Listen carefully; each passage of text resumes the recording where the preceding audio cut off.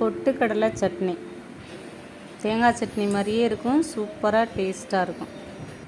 எப்படி செய்யலான்னு செஞ்சு காட்டுறேன். ஒரு பாத்திரத்தை எடுத்து அடுப்பில் வச்சுட்டு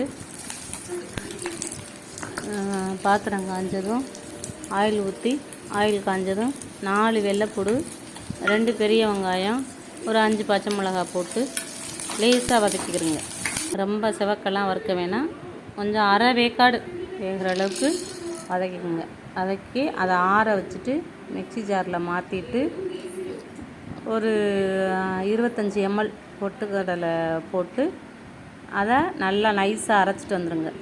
அரைச்சிட்டு வந்து அதே பாத்திரத்தில் கொஞ்சமாக ஆயில் ஊற்றி 1 பிஞ்ச் கடுகு, 1 பிஞ்ச் உளுந்து, 1 பிஞ்ச் ஜீரகம் போடுங்க. ஜீரகம் போட்டீங்கன்னா நல்லா வாசமாக டேஸ்ட்டாக இருக்கும். ஒவ்வொரு இதுலேயுமே தாளிப்பு மெயின், கரெக்டாக போட்டால் அது டேஸ்ட்டை கொடுக்கும், வாசனையாகவும் இருக்கும். போட்டு பொரிய விட்டு காஞ்ச மிளகா, கருவேப்பிலை போட்டு நல்லா வதக்கிட்டு அந்த அரைச்ச விழுது அதில் ஊற்றிட்டு அடுப்பை அமர்த்திடுங்க. கொதிக்க விட்றாதீங்க.